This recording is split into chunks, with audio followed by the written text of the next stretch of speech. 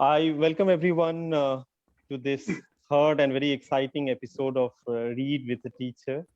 And it's a very special occasion in a sense that we are meeting on the eve of our 75th Independence Day. And we are talking about the books, and we are talking about the book of a writer who was writing, experimenting at a time when our uh, national leaders were having a dream for a independent country, and there was definitely a dream of having a country which has a very progressive education.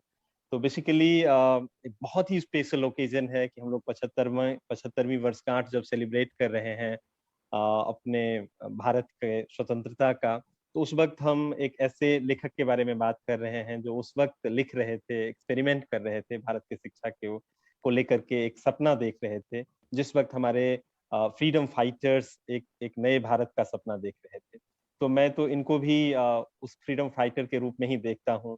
हम गीजू भाई के बारे में बात कर रहे हैं और करीब करीब 100 साल होने वाले हैं जब उनका जो लेख है, उनकी जो किताबें हैं वो पब्लिश होनी शुरू हुई थी 1932 में, जिस किताब के बारे में आज हम लोग बातचीत करने वाले हैं। और उसके 100 साल के बाद हम लोग बातचीत कर रहे हैं और आज भी वो इतना रिलेवेंट लगता है, जैसे हमारी कहानी है, आपकी कहानी है, आपको उसको पढ़ते हुए लगता है, आप उसको जोड़ करके देख पाते हैं, कि स्टूडेंट के रूप में आप रिलेट कर पाते हैं, एक टीचर के रूप में आप रिलेट कर पाते हैं। तो such an interesting thing, such an interesting book we are reading at such a crucial moment of our historical time, the evening of our 75th Independence Day. और इस बेहतरीन काम में हमारे साथ आज जो रीड विद ए टीचर के एपिसोड में जो टीचर हैं और अब एक लीडरशिप की पोजीशन में है, Mamta Saluja ma'am. And it's a great honor for us that she actually agreed to be a part of this Read with a Teacher. तो मैम के बारे में तो बहुत कुछ कहा जा सकता है, लेकिन आई थिंक कुछ चीजें हम उनको पढ़ते हुए ही देखेंगे। It's about the Joy of reading, उसी से हम समझ सकते हैं।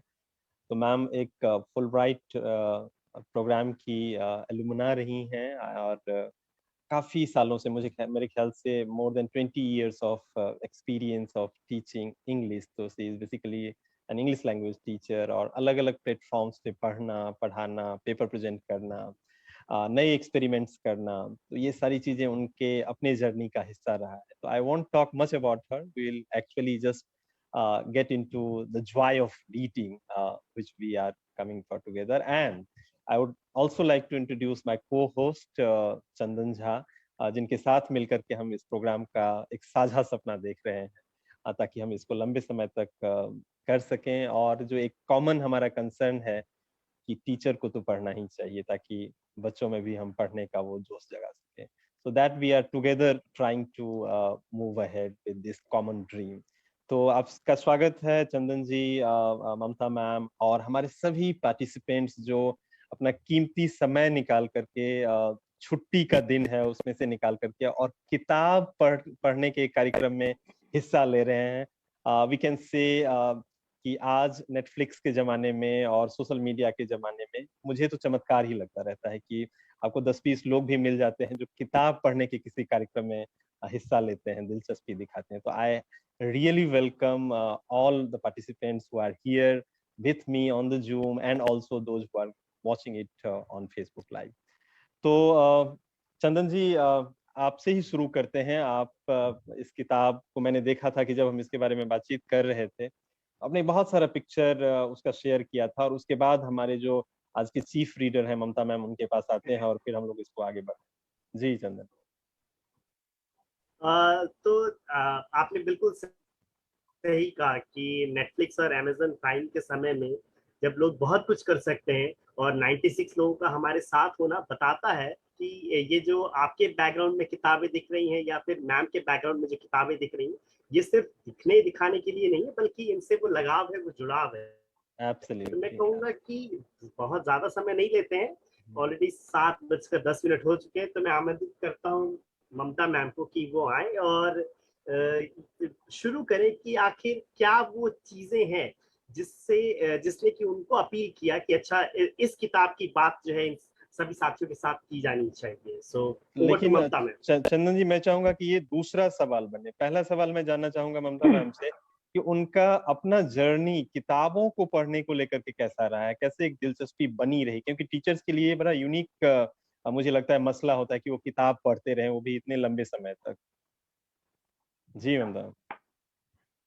धन्यवाद मुरारी, धन्यवाद चंदन जी। एंड सभी का स्वागत है, हार्दिक स्वागत है। और Joy of reading is becoming intense and more intense. जैसा कि मुरारी ने अभी शेयर किया कि एक तो हम इंडिपेंडेंस डे ईव पे मिल रहे हैं और ऐसी पुस्तक को लेकर जो कि स्वाधीनता से पहले की लिखी गई है, और उस समय में जिस समय हम कह रहे हैं कि हम दिल्ली शिक्षा क्रांति, दिल्ली एजुकेशन रेवोल्यूशन को ला रहे हैं, जी रहे हैं, तो इस बुक से पैरेलल्स निकालना तो बात की। वही मुरारी जी वाली बात, I will come back to his question number 1 कि जो बुक्स वाली जर्नी है, वो जैसा हम कहते हैं कि success is never a destination, it's a journey. Books भी जर्नी ही है, उन्हीं के साथ पली बड़ी हुई।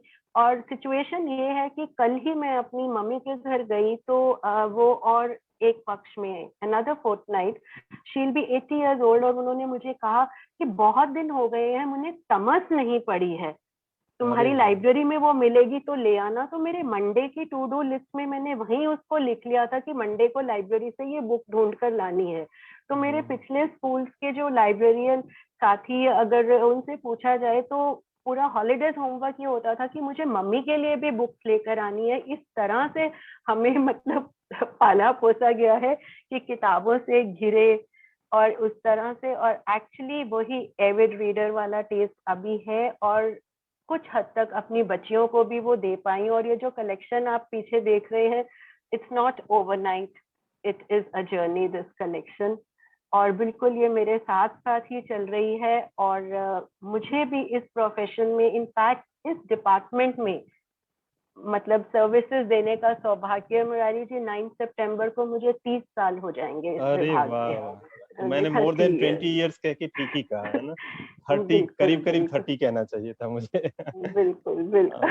Very interesting. तो आप आपने बहुत एक तरीके से जो क्रक्स है या जो मैजिक है कि कैसे कोई किताब पढ़ते रह सकता है, वो फॉर्मूला आपने शेयर किया कि आज भी आपकी मम्मी कहती हैं कि ये किताब लेकर के आ जाओ। तो that I feel is the formula. तो जब हम देखते हैं अपने आसपास अपने लोगों को पढ़ते हुए, तो this is how we get inspired to read, to keep reading, है ना। जी जी। और जहाँ तक दिवा स्वप्न का सवाल है, तो मैं बोलूंगी कुछ हद तक नहीं, बहुत हद तक इसकी प्रेरणा मुझे तब मिली जैसे लास्ट ईयर जब मेरा प्रमोशन हुआ एज वाइस प्रिंसिपल, और बहुत फॉर्चुनेट रही हूँ मैं इस डिपार्टमेंट में सर्विसेज देने में और अपॉर्चुनिटीज मिलने में। तो मुझे एकदम फर्स्ट बैच में ही अपॉर्चुनिटी मिला IIM अहमदाबाद का कोर्स करने का, excellence in leadership for Delhi school head. तो उस प्रोग्राम में प्रोफेसर राजीव शर्मा ने ये बुक सजेस्ट करी कि इसको आप सजेस्टेड रीडिंग में रखिएगा। और जैसे होता है कि बस नहीं ले पाई थी, सितंबर अक्टूबर वाले बैच में इसको मैंने किया, और पता नहीं कुदरत, भगवान की देन या शिद्दत, जो भी आप कहे, मेरी एक दीदी हैं, she is another head of school इन दिल्ली, बहुत लीडिंग पब्लिक स्कूल की प्रिंसिपल हैं। उन्होंने मुझे इस बारी की, ममता तुम्हारी प्रमोशन हुई है, उन्होंने मुझे ये पुस्तक दिवाली पर भेंट करी, और उनके स्कूल का स्टैम्प भी है इसमें। तो मतलब इस पुस्तक को पढ़ने का सबब बनता गया, मैंने तब पढ़ डाली, और जब आपसे बात हुई तो this was my first choice. हालांकि तब मुझे ये लगा था कि ये स्कूल हेड्स के लिए क्यों सजेस्ट करी गई है, बट अब जैसे हम आगे बात करेंगे तो आई शेयर कि इसमें हर एक के लिए कुछ ना कुछ है, चाहे वो पढ़ने वाला बच्चा है, चाहे वो हमारे एडमिनिस्ट्रेटर्स हैं। एब्सोल्युटली। तो आपने बहुत शानदार ये बात बताया। मैं पढ़ना चाहूंगा एक यहाँ से लाइन जो 1989 में, एक्चुअली हम लोग अपने पिछले एपिसोड में प्रोफेसर कृष्ण कुमार की एक किताब पढ़ रहे थे, चिल्ड्रंस लैंग्वेज एंड टीचर। तो प्रोफेसर कृष्ण कुमार ने इसका प्रीफेस लिखते हुए 1989 में एक बात लिखी, and I think we all relate कि as a teacher, as a reader of Divaswapna, one is blown off in a gust of joy and curiosity. leaving behind the sadness born out of one's knowledge of India's colorless, dust-wrapped primary schools. One starts to paint the picture of a future in which the talent imprisoned in the nation's school will break forth and children will enjoy the pleasure of taking stock of the world around the classroom with their teacher.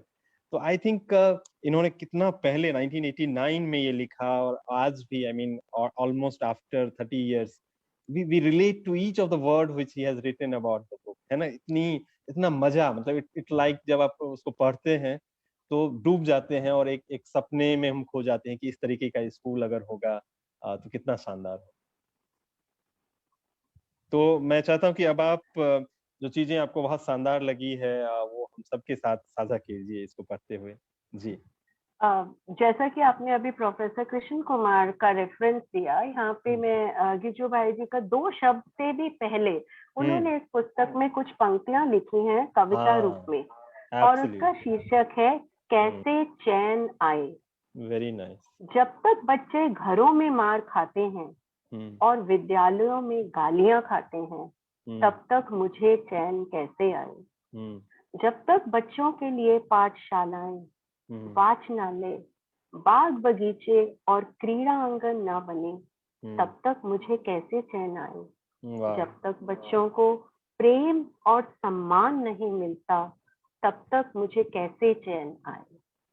तो मैं तो ये बोलूंगी कि जो बात गिजू भाई ने बोली, शायद ये हमारे हर टीचर की यही आवाज होनी चाहिए कि जब तक हम बच्चों को प्यार और सम्मान नहीं दे पाते तो हमारा उनको पढ़ाना निरर्थक है.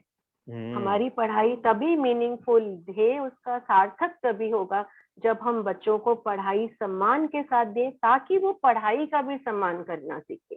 जो चीज इज्जत से दी नहीं जाती वो इज्जत से ग्रहण भी नहीं की जाती. तो आई थिंक को हम दे रहे हैं ग्राह्य बनाना चाहिए. ये तो टीचर का पर्सपेक्टिव है ना.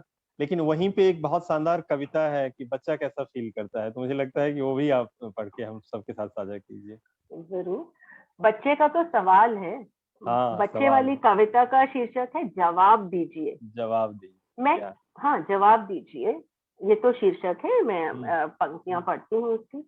मैं खेलूं कहाँ, मैं कूदूं कहाँ, मैं गाऊं कहाँ, मैं किसके साथ बात करूं. बोलता हूँ तो माँ को बुरा लगता है, खेलता हूँ तो पिताजी खींचते हैं, कूदता हूँ तो बैठ जाने को कहते हैं, गाता हूँ तो चुप रहने को कहते हैं. अब आप कहिए मैं कहाँ जाऊं, क्या करूं. आप कहिए मैं कहाँ जाऊं, क्या करूं. मैं क्या करूं.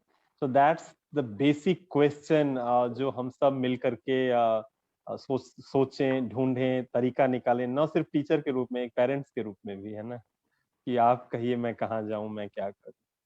Amazing, amazing. तो कितनी खूबसूरत पंक्तियों के साथ आपने इसकी शुरुआत की. तो थोड़ा सा एक कॉन्टेक्स्ट बताइए जिसमें इस किताब को लिखा गया है, आपको पढ़ते हुए जो लगा, और फिर हम उसमें क्या क्या है उसके बारे में हम लोग बातचीत शुरू करेंगे. देखो, कॉन्टेक्स्ट के लिए जैसा कि हम भाषा वाले तो हमारा एक फेवरेट क्वेश्चन होता है, discuss the title and its relevance to the content, है ना. तो अब इस पुस्तक का टाइटल गिजू भाई ने दिया दिवा स्वप्न.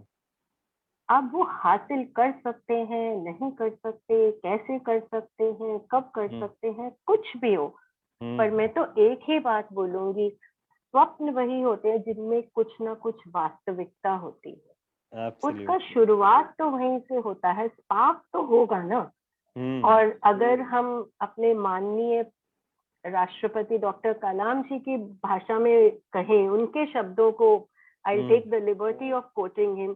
He had rightly said, dreams are not what you see when you are sleeping. Dreams are what don't let you sleep. आपका सपना वो है जो आपको सोने नहीं देगा.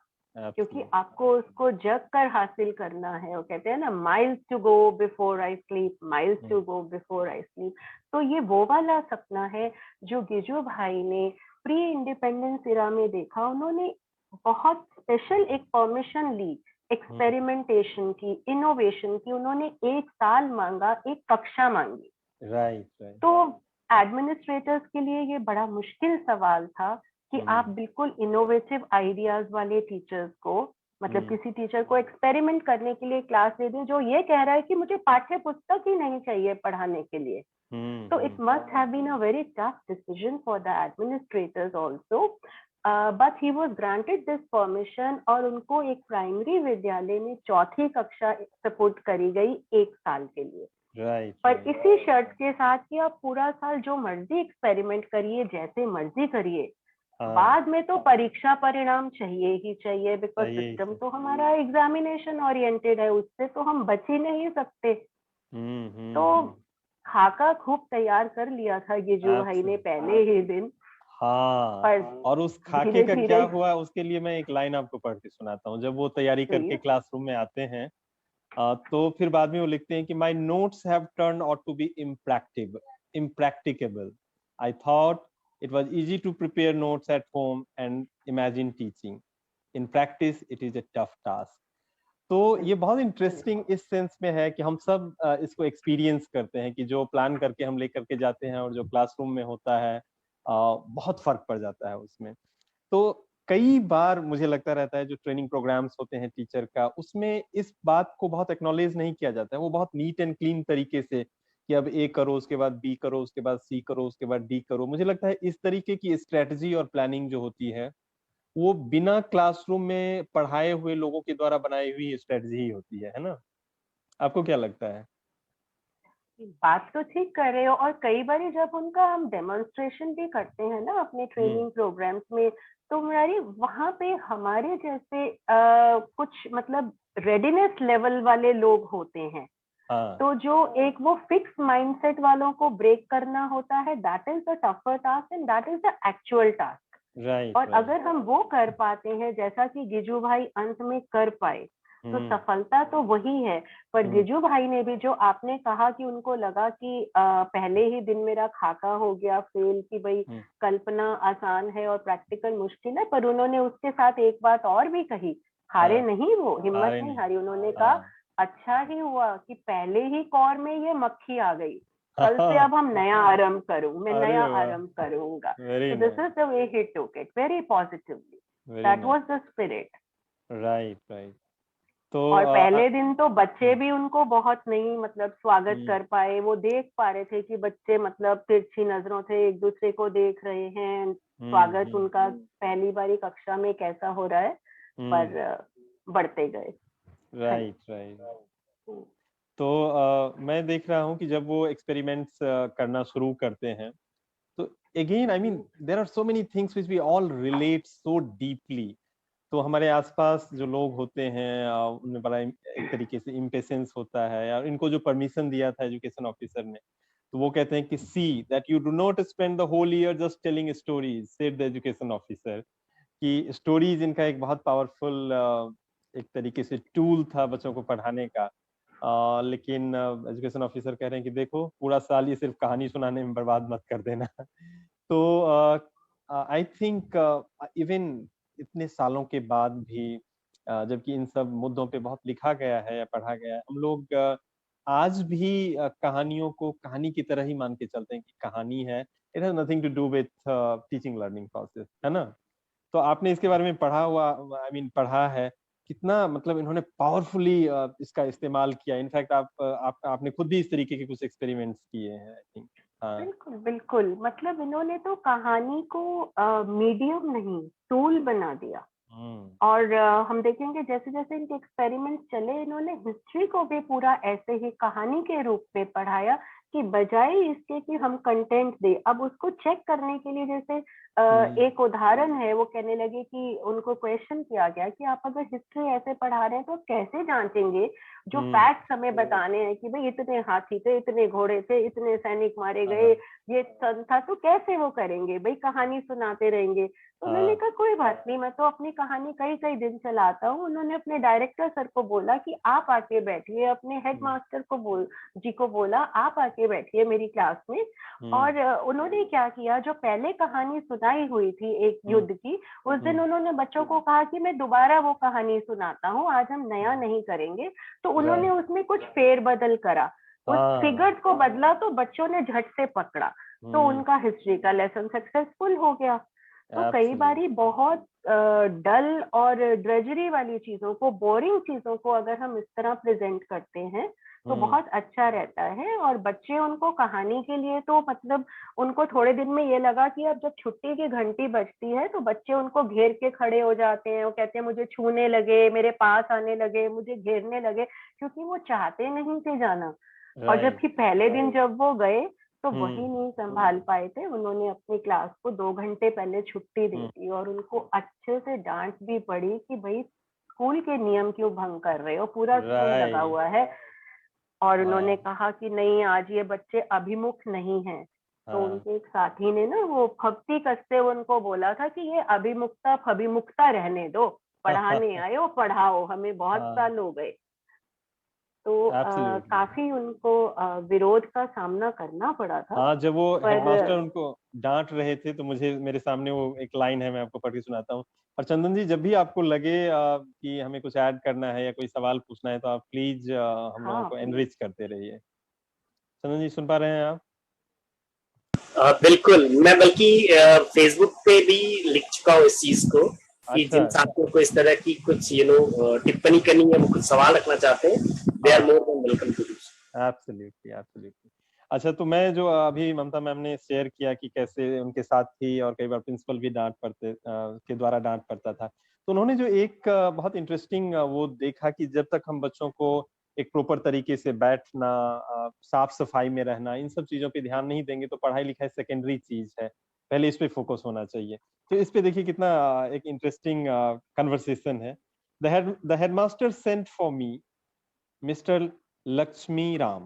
He said, "You are creating problems. Why do you indulge in such fads, clip nails and get buttons spin on Indeed? Why don't you stick to your new methods of teaching, which is what you have come here for?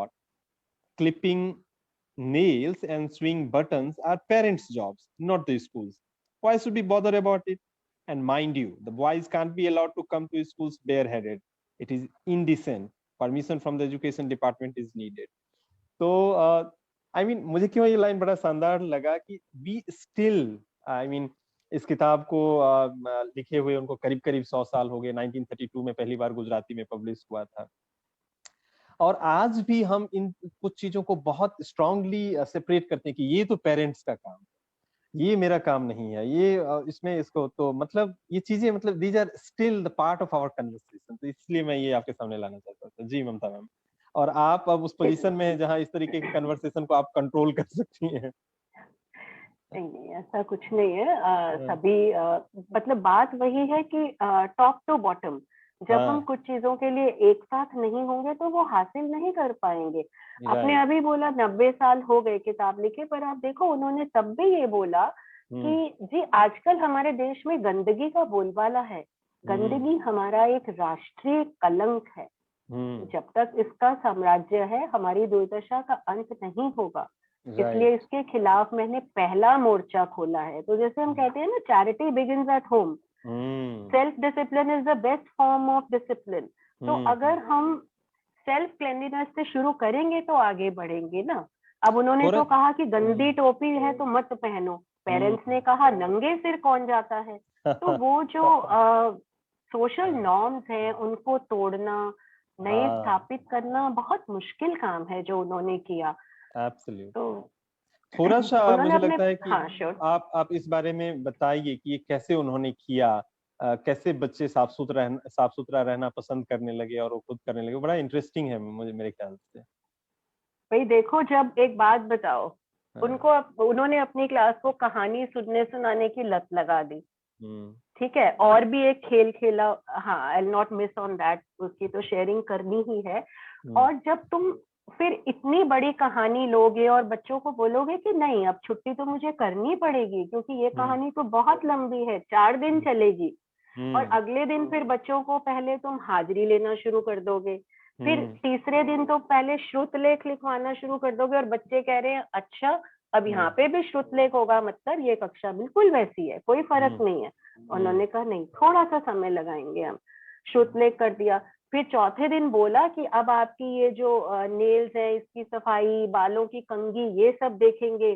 तो बच्चों को लगा कि इसमें हमारा कहानी का समय जा रहा है।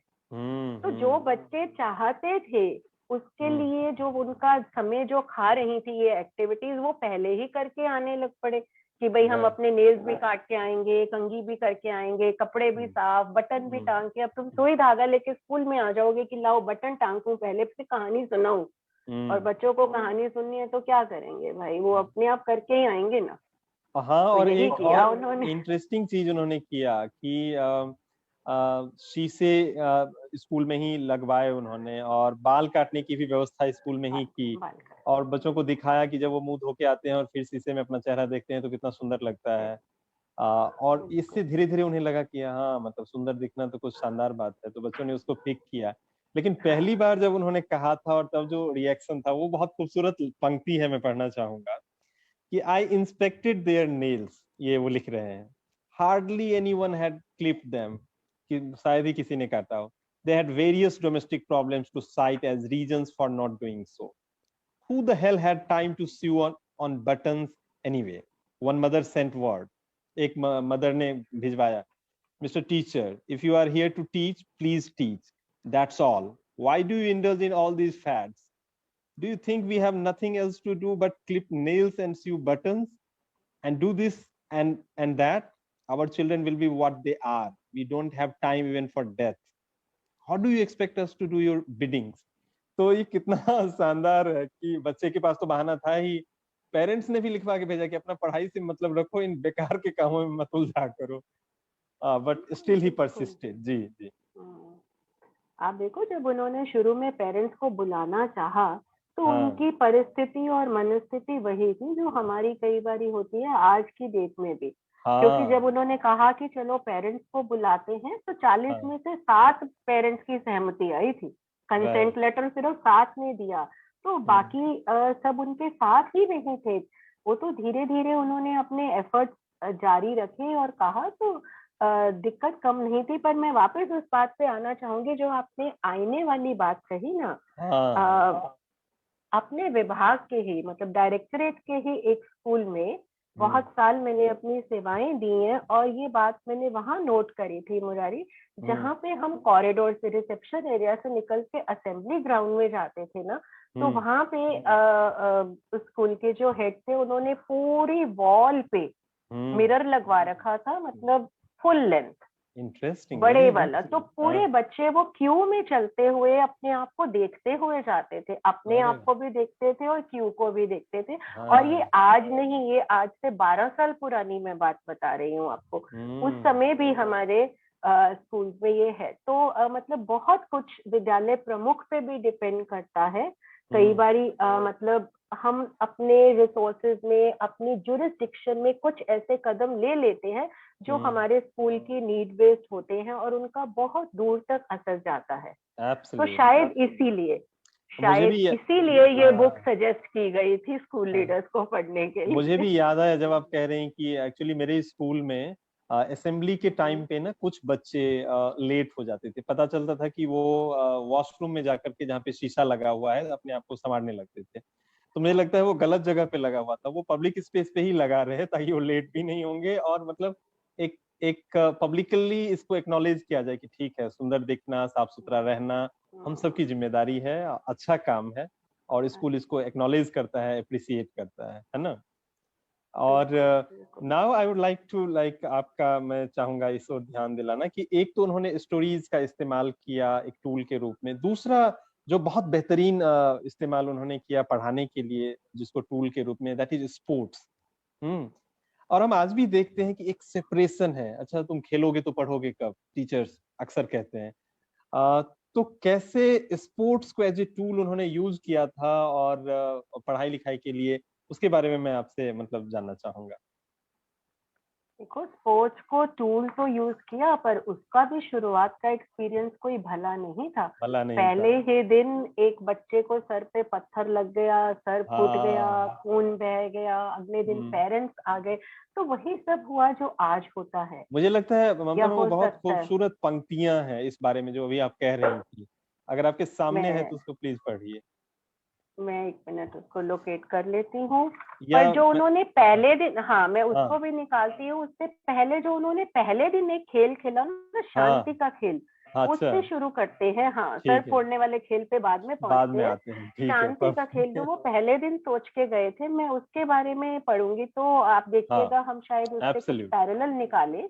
हाँ। उन्होंने पहले दिन क्लास में जाके बोला कि हम्म आज हम शांति का खेल खेलेंगे, फिर कक्षा हम्म की सफाई की जांच, फिर बोला नहीं, मतलब अपनी पर्ची देखी। वो टू डू लिस्ट लेकर जाते थे, जैसे हमारे हाँ भी अभी कुछ साथी मतलब हाँ। रोजाना की हम दिनचर्या के लिए लेकर जाते हैं। तो उन्होंने पहले ही बोला, आओ हम शांति का खेल खेलें।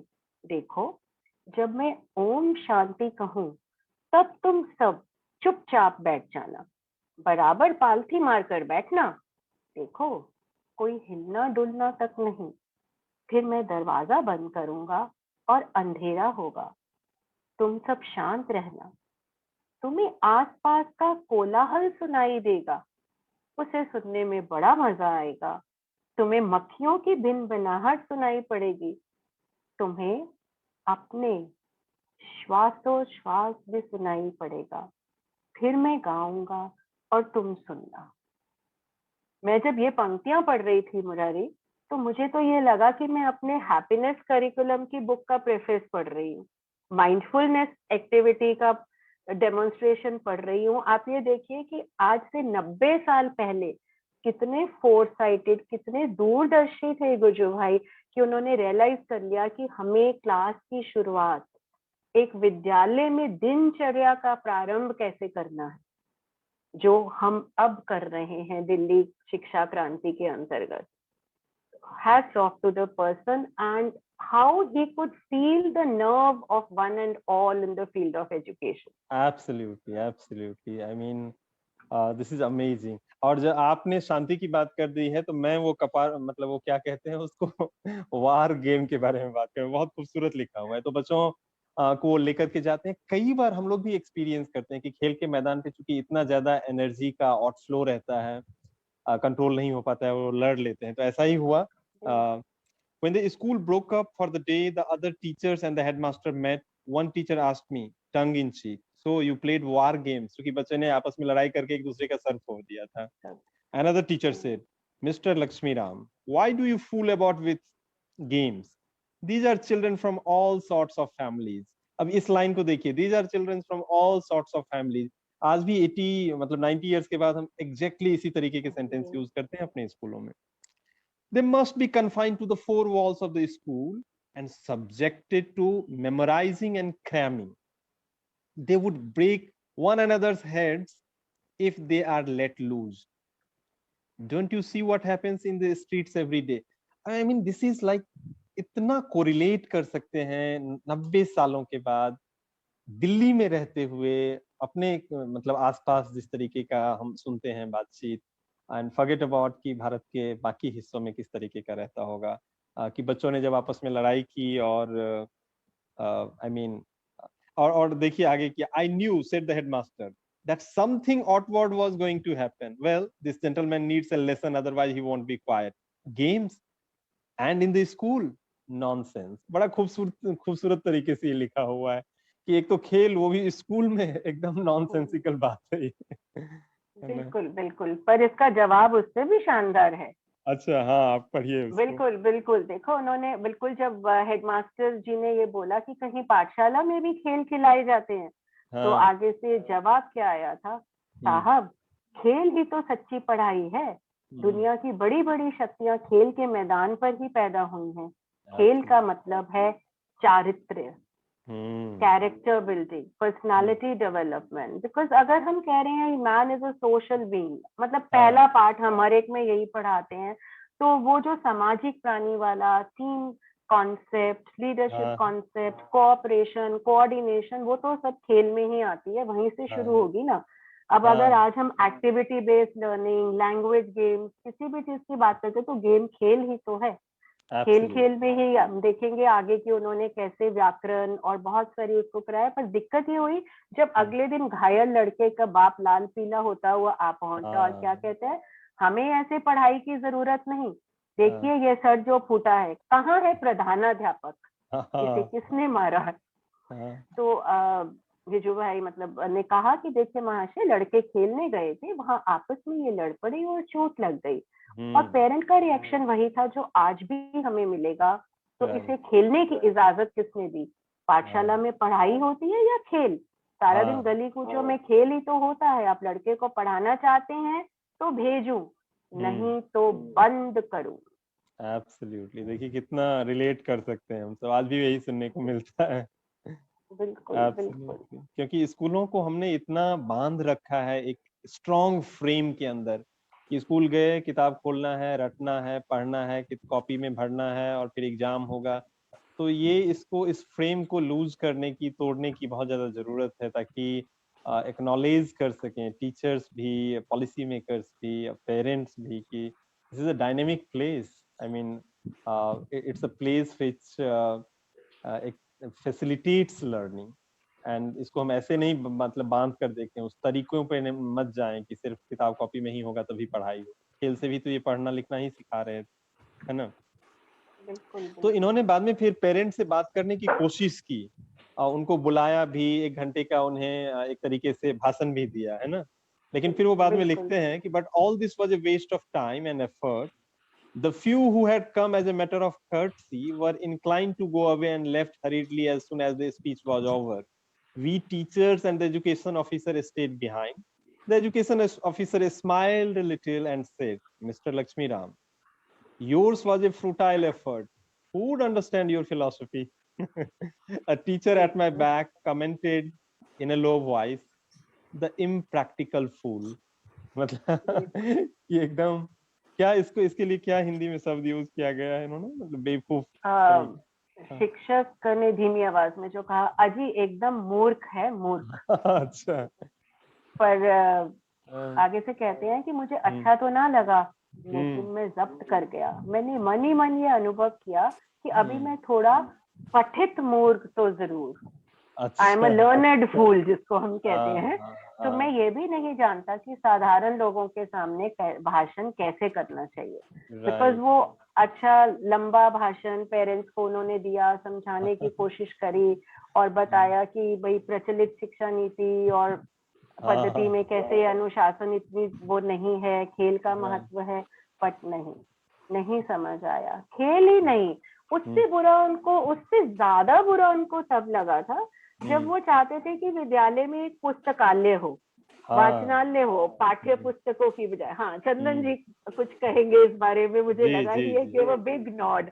तो वो एक्सपेरिमेंट के बारे में बताइए चंदन, आप चलिए take the lead. So ma'am, आपने जो कहा कि हाँ, ये बिल्कुल उनको बहुत ही अजीब लगा था कि किस तरीके से जब वो इस तरह की चीजों की बात करते थे तो पेरेंट पहले अपफ्रंट होकर के आ जाते थे और सवाल खड़े कर देते थे कि आखिर इनकी क्या जरूरत है, आखिर क्यों नहीं आप जो प्रचलित तरीके हैं, प्रचलित यहाँ पर मैं कहूंगा कि ये उन प्रचलित तरीकों की बात कर रहे हैं जिसमें सख्त अनुशासन, बहुत सारा लिखने का काम और चीजों को रटने पर या कि बच्चों के हिल कर जोर से पाठ पढ़ने को बल दिया जाता था, क्योंकि वो इन चीजों पे बहुत ज्यादा इन चीजों की वकालत करते थे। जो अध्यापक जिन पेरेंट के साथ उनका वास्ता पड़ता था, ये उनकी मैं बात कर रहा हूँ। और साथ ही साथ जो अध्यापक जिन साथियों के बीच में वो इन चीजों की प्रयोग के दौरान की चर्चा करना चाहते थे, तो वो भी इंकरेजिंग कम और डिस्करेजिंग कमेंट ज्यादा करते थे कि क्या जरूरत है। और मैं कहूंगा कि अगर हम इस किताब की भूमिका में जो बहुत छोटा सा हिस्सा उन्होंने लिखा है ना कि मुझसे किसी ने कहा कि भारी भरकम तात्विक लेखों के बदली यदि मैं कथा शैली में शिक्षा संबंधी अपने विचारों को संजोऊं तो कैसा हो। अगेन, जो आपने भी कहा कि मुझे वो भाषण देने की जो शैली है वो नहीं आई, तो मैं इसीलिए उनको अपील नहीं करता। तो वो इस चीज को यहाँ अपने देखिए शुरू में ही लिख रहे हैं इस चीज को। और ये भी कहा कि मुझे प्रयत्न करने की प्रेरणा मिली और फलस्वरूप यह दिवा स्वप्न रचा गया। दिवा स्वप्नों के मूल में वास्तविक अनुभव हो तो वे मिथ्या नहीं जाते। तो मतलब अगर मैं कहूंगा कि एक बहुत उतना पॉपुलर डिटर्जेंट का ब्रांड नहीं है, बस उसकी टैग लाइन है, पहले इस्तेमाल करें फिर विश्वास करें। तो बिल्कुल, तो वो कहते हैं कि आप अगर कुछ प्रीच करने जा रहे हैं या कुछ बोलने जा रहे हैं तो what is your basis of those thing. क्या आपने इन चीजों को आजमाया है, देखा है कि वो हो पा रहे हैं उसी तरीके से जैसा आप एक्सपेक्ट कर रहे हैं? इफ नॉट, इट मीन्स आपने जिस हाइपोथेसिस को लेकर के काम करना शुरू किया था शायद उसको ही सवाल करने की जरूरत है, उन सवालों को रिफ्रेम करने की जरूरत है, ताकि आप ज्यादा एनर्जी के साथ में लाइब्रेरी की बात हो या वाचनालय जैसी कॉन्सेप्ट को क्लासरूम लेवल पर लेकर के आना, कि खुद से किताब ले और चीजों को आगे बढ़ा सके। तो ममता मैम प्लीज, आप ओवर टू यू। नहीं वाकई, और देखो अगर उन्होंने ये कहा और उन्होंने फिर ये एक्नॉलेज भी किया, और वो कहते हैं कि मैंने सोचा, जब पेरेंट्स ने मना कर दिया कि कोई ऐसी किताबें नहीं होंगी, कि पाठ्य पुस्तक नहीं हो, तो फिर उन्होंने एकदम रिएक्शन दिया कि मैंने सोचा मार डाला। कल्पना में तो पुस्तकालय का मेल मिलाना आसान था, लेकिन वास्तव में काम बड़ा टेढ़ा है। तो मतलब अब इनके प्रयोग की शुरुआत थी, 1 वर्ष का समय है, 2-3 महीने इसी खटर पटर में निकल गए।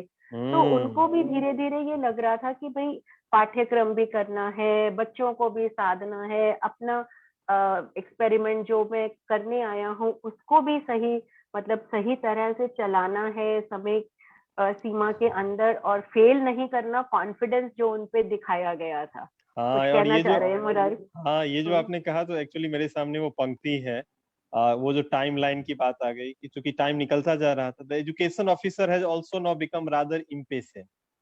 He has his own problems. He has to contend with his superiors and opponents. He wants to share the glory and therefore wants results, but he wants them quickly. He has his limitation in helping me. तो ये भी देखिए कैसे continue कर रहा है आज भी, तमाम रिफॉर्म के बातचीत होने के बावजूद कैसे ये स्पाइरलिंग इफेक्ट होता है, रिजल्ट का दबाव, परीक्षा में पास होना, नंबर लाना, कैसे right from top to bottom मतलब बना हुआ रहता है। पर फिर भी वो हताश नहीं हुए, और वो कहते हैं मैंने सोचा इन लोगों को क्रम से चलाना और ये सिखाना तो करेगा ही, और इस तरह का लबड़ दबड़ काम तो हमारा सारा समाज ही करता है। तो कहने लगे फिर फर्क क्या रह गया, जब मैं कोई रिस्पॉन्सिबिलिटी लेके ओन अप करके मैं आया हूँ परमिशन लेके, तो काम तो करना ही है। पर हाँ, उनके उच्च अधिकारी भी अब उतावले हो रहे थे, और उन्होंने ये कहा कि हाँ शायद मैं मूर्ख भी हूँ और अनुभवहीन तो ठहरा ही, लेकिन उनकी इन मान्यताओं और सिखाने की इन रीतियों को तो भाई हाथ जोड़ता हूँ, इन्हें देखकर मुझे तो कंपकंपी छूटती है। इससे तो जो मैं जो करता हूँ वो लाख दर्जे अच्छा है। मेरे विद्यार्थी मुझे देखकर भागते तो नहीं, प्रेम करते हैं, आदर करते हैं, आज्ञा भी मानते हैं। और वो कहते हैं एक भी लड़का ऐसा नहीं जो शिक्षक के पास जाकर प्रेम से खड़ा हो सके और हंसकर बातचीत कर सके। जब उन्होंने ये सवाल किया तो उच्च अधिकारी ने बोला, माना, पर फिर भी अल्टीमेटली जो हम कहते हैं एग्जाम ओरिएंटेड सिस्टम, और तब भी उनको यही वापस सुनने को मिला था कि खेल और कहानियां पूर्णतः शिक्षा नहीं है। फिर भी गिजू भाई ने अपना विश्वास दोबारा से स्थापित करते हुए कहा कि नहीं, खेल और कहानियां ही आधो आध शिक्षा है, आधी शिक्षा कहानी से और आधी खेल से।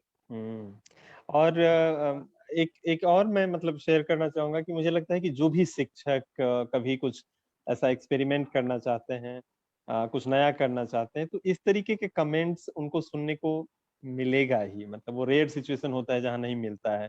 जैसे यहाँ पे वो कह रहे हैं कि द अदर टीचर्स से that I am spoiling the boys, कि मैं बच्चों को खराब कर रहा हूँ। By over indulgence they complain that I tell the boys stories only and don't teach them, that I make them miss their classes by taking them out for games. All right, we shall see. These games and stories are, to my mind, half their education. तो लेकिन जो भी experiment करते हैं उनको अपने experiments में भरोसा होना चाहिए। धीरे धीरे फिर वो आसपास वाली आवाजें दब जाती है, रुक जाती है। मैंने व्यक्तिगत तौर पे ऐसा खूब सुना है। मैं एक एक्सपेरिमेंट करता रहता हूँ अपने क्लासेज में, जहाँ पे मैं बच्चों को लिख कर लाने के लिए कहता हूँ और वो जो लिखते हैं उसी को पढ़ाता हूँ। बाद में कोई टीचर जब जाते हैं तो कहते हैं कि देखो क्या करवाया है, बच्चों ने लिखा हुआ है my dreams, what I saw today, आज क्या देखा, माई सोसाइटी, माई फैमिली, मतलब इस तरीके के मुद्दे। तो ये तो मतलब एक तरीके से बात बना के आ जाता है। But I know that how important that tool is in teaching the subject I teach, the social science. लेकिन मतलब I can relate it so deeply. मैं भी इसी तरीके से ये सब चीजें सुनता रहा हूँ। जी ममता मैम। देखो, आपने अपने सब्जेक्ट की बात करी ना, तो यहाँ पे मुझे भी अपने सब्जेक्ट का हाँ राइटिंग स्किल्स का एक टास्क है। मुरारी, आपके मतलब सभी भाषाओं में होता है लॉन्ग राइटिंग टास्क में। जैसे 12th क्लास में, 11th क्लास में, सीनियर क्लासेस में 200 वर्ड्स का आर्टिकल राइटिंग का टास्क। अभी तो भाई लास्ट ईयर से थोड़ा सा हमारा पैटर्न चेंज हो गया है because of like now we are in post covid वो टाइम, तो मेनी थिंग्स आर चेंज। तो वो आर्टिकल राइटिंग टास्क मतलब बच्चों को एक फॉरेन लैंग्वेज में 200 वर्ड्स में एक्सप्रेस करवाना कई बार बहुत मुश्किल हो जाता था।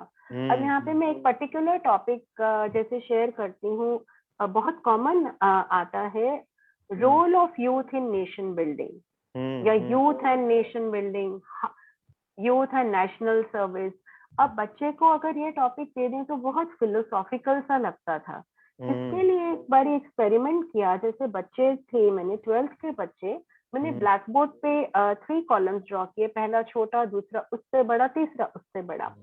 तो पहले बच्चों से सिर्फ 2 कॉलम्स के लिए उनका नाम पूछा और उनका एम्बिशन पूछा कि भाई आप अपना नाम और आप क्या बनना चाहते हैं, बस ये 2 कॉलम्स हमने उससे भरे। फिर तीसरे कॉलम के लिए हमने बारी बारी उनसे ये पूछा कि बेटा आप जब ये बन जाओगे तो आप समाज और देश के लिए क्या करोगे। तो यहाँ पे मैं 2-3 एग्जाम्पल्स कोट करती हूँ। जैसे एक बच्चे ने कहा कि कॉमर्स सेक्शन था कि अगर मैं सीए बनना चाहता हूँ, तो उसने ये बोला कि मैं अपने क्लाइंट्स को बोलूंगा कि विंडो ड्रेस अकाउंट्स नहीं रखने, टैक्स इवेजन नहीं करना। एक बच्चे ने और बोला, बच्ची ने, कि मैं बनना तो टीचर चाहती हूँ but I will be a story writer, मैं मॉरल स्टोरीज लिखना चाहती हूँ फॉर यंग चिल्ड्रन कि उनके माइंडसेट उसके लिए।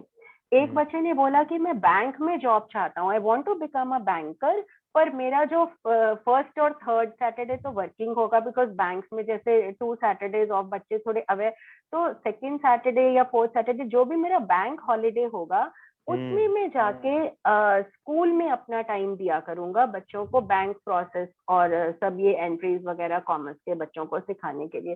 तो वो जो तीसरा बड़ा वाला कॉलम था हमारा, उसमें मैं वो लिखती गई। पहले वाले कॉलम में बच्चा नाम और एम्बिशन बच्चे लिख कर गए, थर्ड के लिए मैं उसका क्रक्स वो लिखती गई। जब हमारा ये मतलब क्रम पूरा हो गया तो मैंने फर्स्ट वाला कॉलम मिटा दिया। अब उसमें से नाम हट गए तो क्या रह गया कि ये हमारा प्रोफेशन है और इस तरह से हम समाज में योगदान देंगे। तो बच्चों को मैंने बोला यही हमारा कंट्रीब्यूशन है नेशन बिल्डिंग में। तो उनके पास हर प्रोफेशन के लिए एम था, वर्बल इनपुट था, एक्सप्रेशन था कि क्या करना है। और सही मायने में मान्य मुरारी, उस दिन अगले दिन जब वो काम आया तो वो 200 शब्द का नहीं था, वो 300, 350, 400 शब्द का था, क्योंकि बच्चों के पास इतने विचार थे कि वो समा ही नहीं पा रहे थे। हर रोल, हर प्रोफेशन टच हो गया। बट बात वही है कि we have to break the norm, set pattern से हटना पड़ता है, पर हमें विरोधाभास का भी सामना करना पड़ता है। इन सब काम में टाइम लगता है। बहुत इजी रहता, टॉपिक लिख के छोड़ दिया जाता। जैसा कि गिजू भाई ने कहा कि उनके साथी क्या कहते हैं, भैया प्रयोग कैसे करें, फुर्सत तो मिलती नहीं, इतनी सारी बातें सोचने और ये सब तैयारी करने के लिए समय किसके पास है। हम करें भी तो क्या, ट्यूशन भी करनी पड़ती है हमें, शाम को कभी कहीं हाजिरी भी देनी पड़ती है, घर के बाल बच्चों की हिफाजत और जात जमात में शिरकत भी करनी पड़ती है। इतना सब करने के बाद कम वक्त ही कहाँ रहता है कि कुछ करे। ये तो अकेले हैं, फक्कड़ हैं, इसलिए ऐसा कर लेते हैं। तो ये वाला जो उनको रिएक्शन मिला था, तो ये हमारे फिक्स माइंडसेट वाले साथियों का रिएक्शन उनको उस समय पे भी मिला। बिल्कुल ममता मैम, इतनी शानदार किताब है कि मुझे लगता है कि हम लोग घंटों इस पे बातचीत करते रह सकते हैं, है ना। और बिल्कुल one of the intention is कि हमारी बातचीत से जो हमें देख रहे हैं, सुन रहे हैं, वो पढ़ें और इसका बातचीत आपस में बैठ के करें और इसका लुत्फ उठाएं। हम लोग इस लिमिटेड टाइम वाले प्रोग्राम में सारी चीजों को तो नहीं कवर कर सकते हैं। नहीं, इनफैक्ट होना भी नहीं चाहिए सारी चीजें कवर, है ना। तो कुछ कुछ बहुत बिल्कुल इंपॉर्टेंट और एक दो चीजें जो आपको लगता है, जो मुझे लगता है, हम लोग उसको पढ़ लेते हैं और अगले 10 मिनट में हम इसको कंप्लीट करेंगे। मैं एक चीज की तरफ जो, जिसके बारे में मैंने इनफैक्ट पोस्ट भी किया था इसी में से लेकर के, कि जब बच्चों ने उनको पूछा कि अच्छा अब आप भी बाकी टीचर की तरह पढ़ाओगे और हमें रैंक दोगे, तो क्या शानदार जवाब है कि what about the rank, asked one, do I give you rank when I tell you a story. वो बच्चों से कहते हैं no. Do we have ranks when we play games? No. Some of you are tall while others are short. Does that mean ranks? No. Some of you are fat, some quite lean. Does it imply ranks? Not at all. Some are rich, some are poor. Does the school give ranks according to whether you are rich or poor? No. Then we just don't want the rank system at all. I mean, क्या revolutionary, emancipatory ये पंक्तियां हैं ना। हम पिस रहे हैं इस rank के चक्कर में थ्रू द सिस्टम, स्कूलों में, कॉलेजेस में, हर जगह। तो आई मीन जी, आप कुछ इस पे कहना चाहें?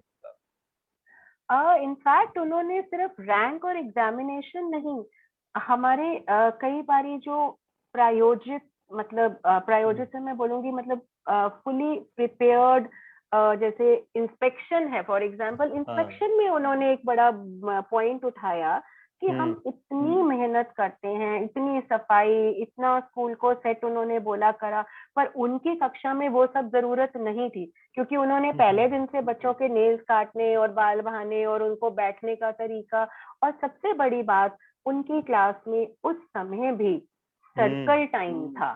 तो कोई लीडर, रैंक तो बाद में आता है, मतलब क्लास में भी कोई फ्रंट बेंचर और बैक बेंचर का कॉन्सेप्ट नहीं था। आज हम जिस सर्कल टाइम के पीछे दौड़ते हैं, वो उन्होंने उस समय कर दिया था कि मैंने मिट्टी का गोला बनाया, उसको सादा रखा और बच्चे उसके इर्द गिर्द बैठ गए सारे। तो उसमें कोई आगे नहीं था, जहां एक बच्चा छोड़ता था वहां से दूसरा शुरू होता था। और यही परीक्षा उन्होंने अपनी दिलवाई अपनी क्लास की, जब लास्ट इंस्पेक्शन थी। तो उन्होंने बोला मुझे तो इसके लिए करना ही नहीं पड़ा, मतलब बच्चों को ये कहा कि हम वही करेंगे जो हम रोज करते हैं। तो continuous and comprehensive evaluation. Right. तो मुझे लगता है जो उन्होंने अलग अलग तरीके अपनाए, कहानी कहने के, ड्रामेटाइजेशन के, खेल के, पेड़ पे चढ़ना सिखाना बच्चों को, नदी किनारे लेकर के जाना, तो ये तमाम ऐसे तरीके थे जो डे टू डे लाइफ से जोड़ करके जो वो बच्चों को सिखाते थे, वो इतना यूनिक निकला कि वो बच्चे मतलब पढ़ाई लिखाई में इतना दिलचस्पी लेने लगे। मैं एक लाइन पढ़ना चाहूंगा, the boys are not required to memorise their parts. ये एक ड्रामा के बारे में है। They know the story. Every character knows his role and speak on the stage spontaneously, bearing in mind the context. There is no memorization. तो मतलब again मुझे लगता है कि 90 years पहले किसी ने एक ऐसा एक्सपेरिमेंट किया जो मेमोराइजेशन का जो साइकिल है, जो इतना एक तरीके से पेनफुल मेमोरीज हम सब के पास है, उसको तोड़ रहा था। And that still did not reach to us, and even if it reached to us, we haven't yet taken it to our classroom. आप क्या लगता है आपको कि ये मतलब कितना इम्पोर्टेंट है हम सब के लिए कि हम इसको क्लासरूम तक लेकर के जाएं? बिल्कुल, देखो ये बात तो तब भी उनके डायरेक्टर सर ने मानी थी और उन्होंने कहा था तुम भी काम की नई नई बातें खोज निकालते हो। क्योंकि उन्होंने बोला कि इस खेल की शैली को महान तत्व मालूम पड़ता है भाई। अब ये जो आपने कहा कि पेड़ पर चढ़ना उतरना, नदी के पास, तो कुछ चीजें शायद हम नहीं कर सकते, मतलब प्रैक्टिकल नहीं है आज के सिविलाइजेशन में, आज मतलब like way of life we are in. तो पर काफी कुछ ऐसा था जो तब भी उन्होंने कहा और हम आज भी उसको कर सकते हैं, परंतु विरोध तब भी उनका था और आज भी है और ये रहेगा। बट जो उन्होंने कहा, उन्होंने बिल्कुल सही शब्दों में ये कहा कि मैं कुछ भी ना तो वेतन वृद्धि के उससे करता हूँ, मैं प्रयोग को प्रयोग के लिए करता हूँ, और उससे जो मुझे सेल्फ ग्रेटिफिकेशन, जो उसका अनुभव का आभास मुझे बाद में मिलता है, उसके लिए करता हूँ, जो संतुष्टि, जो कंटेंटमेंट मिलती है। क्योंकि वो कहते हैं मेरे क्लास में तो जो भी होता था, मेरी कक्षा में जो होता था, उसका पुनरावर्तन विद्यार्थी स्वयं ही कर लिया करते थे, क्योंकि वो उनको इतना भाता था कि वो करना चाहते थे। तो जैसे होता है कि मतलब कुछ चीजें जो हम बच्चों को खिलाना ही चाहते हैं बेसिक भाषा में, तो हम ऐसे प्रेजेंट करते हैं कि बच्चा वो खा ले सीधी तरह से, नहीं तो पढ़ाई में भी कुछ टॉपिक ऐसे हैं जो हमें ग्राह्य और स्वीकार्य बनाने ही पड़ेंगे। उसके लिए हमें हट के थोड़ी सी मेहनत करनी ही पड़ेगी और करनी भी चाहिए। और ये इस तरीके के काम को लेकर के जो एक कमेंट था, मैं उसके बारे में जरा आपको पढ़ना चाहूंगा। The times have changed now. It is the new educationist turn now. Gone are the days when wealth meant cash in hand and learning meant what was on the tip of the tongue. Now one has to play to learn. God knows how they will fare in future. Nobody seems to be interested in studies. One who takes the voice to play becomes popular. ये जो उनके आसपास के teacher थे वो ये comment कर रहे थे कि पता नहीं इन बच्चों का अब क्या होगा, खेलने को ही ये पढ़ना कह रहे हैं। I mean we still hear such kind of comments, है ना? बिल्कुल बिल्कुल। अब मैं चाहता हूँ कि आप कोई अब लास्ट एक अपना पसंदीदा पैराग्राफ हम लोगों के साथ शेयर कीजिए और हम भी फिर उसको मतलब 5-7 मिनट में करते हैं। जी देखो, एक उन्होंने पैराग्राफ पे पहुंचने से पहले एक वाक्य है जो मैं शेयर करना चाहूंगी। उन्होंने ये भी लिखा है कि खुशामद से कोई खुश होता है क्या? खुशामद तो वे करते हैं जो काम करना नहीं जानते। देखिए, काम करना अपने आप में एक रिवॉर्ड है, उसके लिए आपको खुशामद की जरूरत नहीं है। उसका मतलब नहीं भी अगर उसका रिकॉग्निशन होगा ना, तो कहते हैं ना, good work is a reward in itself. तो जो उसके लिए आपको सेटिस्फेक्शन और एक शांति मिलेगी, और इस प्रोफेशन में तो बहुत ही जरूरी है।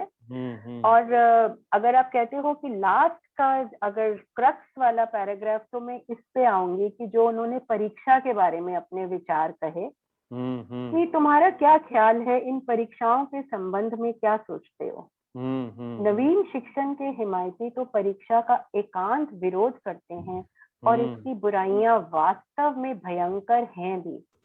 पर हमें तो शिक्षा विभाग चलाना है, हम परीक्षा को कैसे हटा सकते हैं?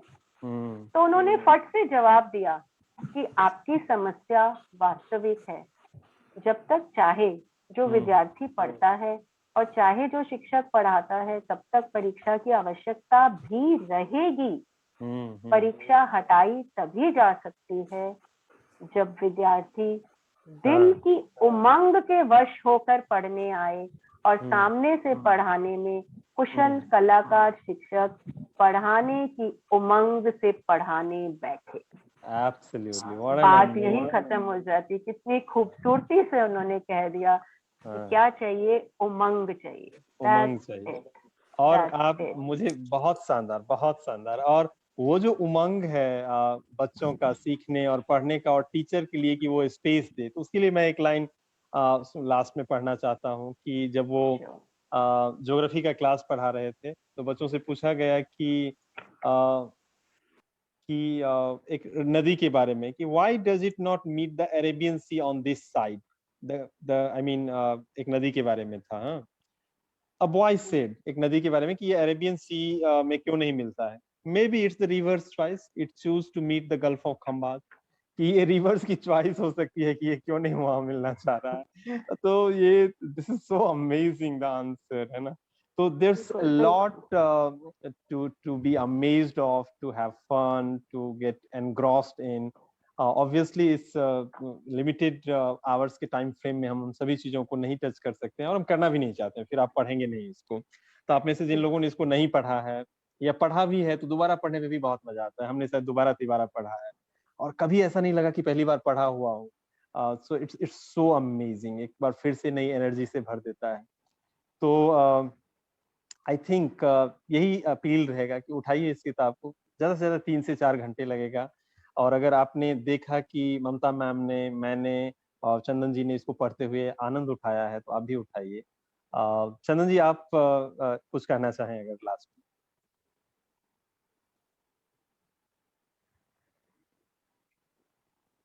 अच्छा, आप खुद अनम्यूट हो गए हैं। Right right, got it. और कौन आपको फिर यहाँ से अनम्यूट कर सकता है? रोहित, अगर आप कुछ कर सके, मेरे पास भी लिमिटेड ऑप्शंस अवेलेबल है। रोहित, कैसे चंदन जी को अनम्यूट किया जा सकता है? एनीवे, हम देख रहे हैं, एक सेकेंड। मुरारी को हो। हाँ चंदन जी, अब आप करिए, मैंने आस्क टू अनम्यूट कर दिया, ट्राई कीजिए। Right right right. Now he can unmute him. पर मैं कहूंगा कि 2-3 चीजें हैं जो क्लैरिफाई करना चाहूंगा साथियों को। कई लोग ये मानकर चलते हैं कि this is a non fictional book, तो पहले क्लैरिफाई कर दूं, this is a fictional book. पहली चीज तो ये है, फिक्शनल इसलिए है क्योंकि जिस वक्त उन्होंने ये किताब लिखी थी तो 1920 में उन्होंने बाल मंदिर की स्थापना की और 1932 में पहली बार ये किताब गुजराती में मूल रूप से छपी। तो आप ये कह सकते हैं कि 12 वर्षों तक जो उन्होंने अनुभव किया उस स्कूल में, जिस तरीके से चीजों को देखा या होते हुए, या जो जिन योजनाओं के तहत उन्होंने कुछ चीजों को किया था, तो कहीं ना कहीं एक कह लीजिए कि लिपिबद्ध करते गए उन चीजों को वो, और उसके बाद उनको लगा कि अच्छा अब इसको साझा किया जा सकता है, तो उन्होंने शेयर किया। और यहाँ पर मैं कहूंगा कि प्रोफेसर कृष्ण कुमार एक क्लास में बोल रहे थे कि हम हिंदी भाषा भाषी शिक्षकों की एक बहुत दुविधा रहती है, या कह लीजिए कि एक दुर्योग रहता है कि जब तक किताबें हमारी भाषा में नहीं छपती हैं, हमें पता तक नहीं चल पाता है कि इस तरह की किताबें छपी हैं, हमारी भाषा में है। तो मैं कहूंगा कि don't restrict yourself to the language. अगर आप अंग्रेजी पढ़ने में सहज है तो बहुत सारी किताबें आपको अंग्रेजी भाषा में मिल जाएंगी जो आप पढ़ सकते हैं। और जो भी आप कर रहे हैं, प्लीज वक्त निकालिए, 5 मिनट का सही, 20 मिनट का सही, जो भी निकाल पाते हैं पढ़िए। और जब आप पढ़ेंगे तो the world will be a better place. Absolutely. और मुझे लगता है कि ये स्वतंत्रता की जो 75वीं वर्षगांठ हम लोग कल मना रहे हैं, तो शायद इससे बेहतर कुछ नहीं हो सकता है कि हम अपने आसपास, अपने घरों में, अपने परिवारों में पढ़ने लिखने के कल्चर को किताब पढ़ते हुए प्रमोट करें, आगे बढ़ाएं, उसके लिए खुद पढ़ें। So I think there cannot be anything better than this to celebrate our 75th years of independence. So I wish all the best and congratulate all the friends on the 75th year of independence. On behalf of Mamata ma'am, आप भी अगर wish करना चाहें ममता ma'am सभी को। बिल्कुल, मैं चंदन जी की बात से ही आगे बढ़ा के विश करना चाहूंगी, and then I will sign off and you can continue. जैसा अभी चंदन ने बोला कि अगर भाषा दूसरी है तो हमें उसमें पढ़ लेना चाहिए जो अपनी है। मैं तो ये बोलूंगी, पढ़ने के लिए हमें अपनी भाषा नहीं ढूंढनी, हमें खुद को उस भाषा का बना लेना चाहिए। अब मैं इंग्लिश लैंग्वेज की टीचर होते हुए भी मैंने चूज किया कि मैं हिंदी की पुस्तक, मतलब उसका हिंदी अनुवाद पढ़ के और उसी में से प्रेजेंट करूंगी। तो मतलब भाषा तो एक लिमिटेशन नहीं है, भाषा तो हमारा ब्रिज है, हमारा कम्युनिकेशन है। तो जिस भाषा में हम कर सकते हैं और उस भाषा को अगर हम अपना लें तो बहुत अच्छा है। और यही हमारी अपने देश के लिए भी स्वाधीनता दिवस पे एक बहुत अच्छी देन, मतलब हमारा एक प्रयास रहेगा कि हमें अपने देश की हर भाषा को उतना ही सम्मान देना है और उसको अपनाना है। और बस देश के लिए तो यही हम कह सकते हैं कि हम देश के, दैट्स इट, इससे ज्यादा कुछ नहीं। शुभकामनाएं। और पढ़ने पढ़ाने वाले लोग ही देश को जीवित रख सकते हैं, आगे बढ़ा सकते हैं। तो सबका बहुत बहुत शुक्रिया। ममता मैम, आप बने रहिए थोड़ी देर हमारे साथ। हाँ, श्योर, आई एम देयर।